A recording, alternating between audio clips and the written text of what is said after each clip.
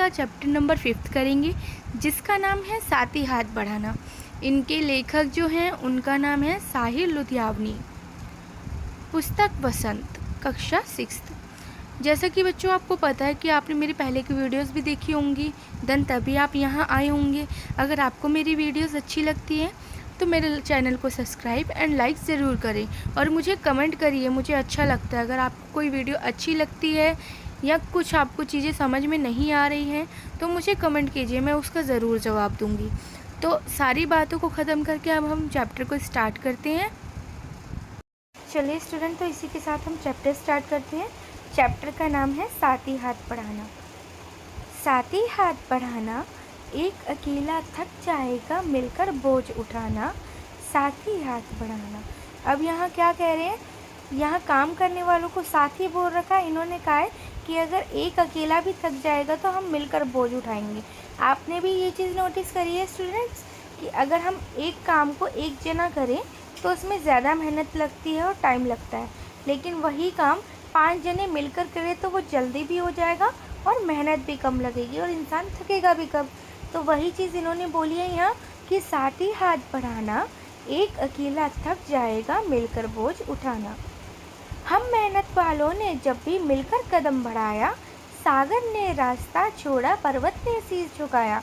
अब यहाँ जो लेखक है वो कह रहे हैं कि जो भी हम मेहनत करने वाले हैं, हमने जब जब भी मिलकर कदम उठाया है तो सागर ने रास्ता छोड़ा, कि जो सागर है जो कभी भी किसी के लिए नहीं रुकता, उसने हमारे लिए रास्ता छोड़ा और पर्वत ने शीश झुकाया।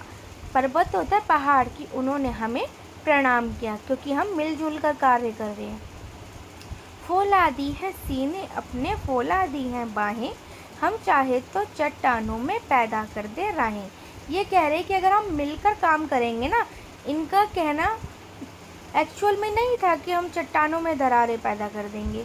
इनका कहना ये था कि हमारे आगे जितना भी मुश्किल से मुश्किल काम भी आएगा ना, तो उसको हम ईज़िली कर लेंगे, आसानी से कर देंगे।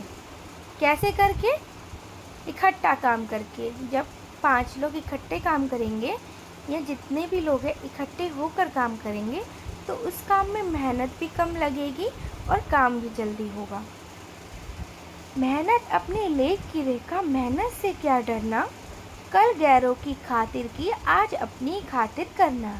अपना दुख भी एक है साथी, अपना सुख भी एक, अपनी मंजिल सच की मंजिल, अपना रास्ता नेक। साथी हाथ बढ़ाना। अब यहाँ लेखक क्या कहते हैं?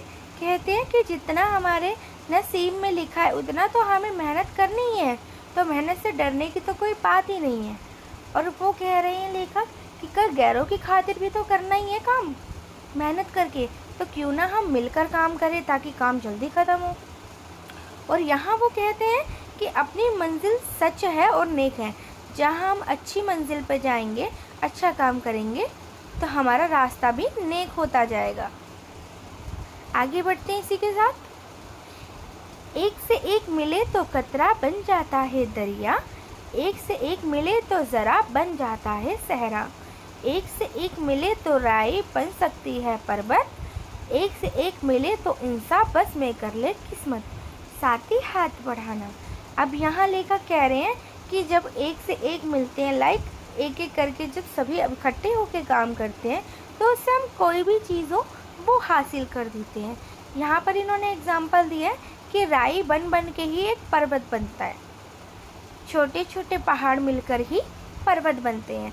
और एक से एक मिले तो इंसान बस में कर ले किस्मत, कि अगर इंसान मिलजुल कर काम करे तो वो किस्मत अपने बस में कर ले। इसलिए उन्होंने यहाँ किस चीज़ को महत्व दिया है कि मिलजुल कर काम करना। और इनके जो लेखक हैं उनका नाम है साहिर लुधियावनी। क्या नाम है उनका? साहिर लुधियावनी। तो आपको इनके लेखक के नाम भी अच्छे से याद करने हैं। इसी के साथ हम आगे क्वेश्चन आंसर स्टार्ट करते हैं। तो स्टूडेंट, इसी के साथ हम क्वेश्चन आंसर पे आते हैं। फर्स्ट क्वेश्चन है, यह गीत किसको संबोधित किया गया है? यह गीत मजदूरों को संबोधित किया गया है जो भरी गर्मी में काम करते हैं। उनको मिलजुल कर काम करना चाहिए ताकि वो थके भी ना और उनका काम भी जल्दी हो जाए। इस गीत की किन पंक्तियों को तुम अपने आसपास की ज़िंदगी में घटते हुए देख सकते हो? उत्तर में है कि साथी हाथ बढ़ाना, एक अकेला थक जाएगा मिलकर बोझ उठाना, साथी हाथ बढ़ाना। हम मेहनत वालों ने जब भी मिलकर कदम बढ़ाया, सागर ने रास्ता छोड़ा पर्वत ने सिर झुकाया।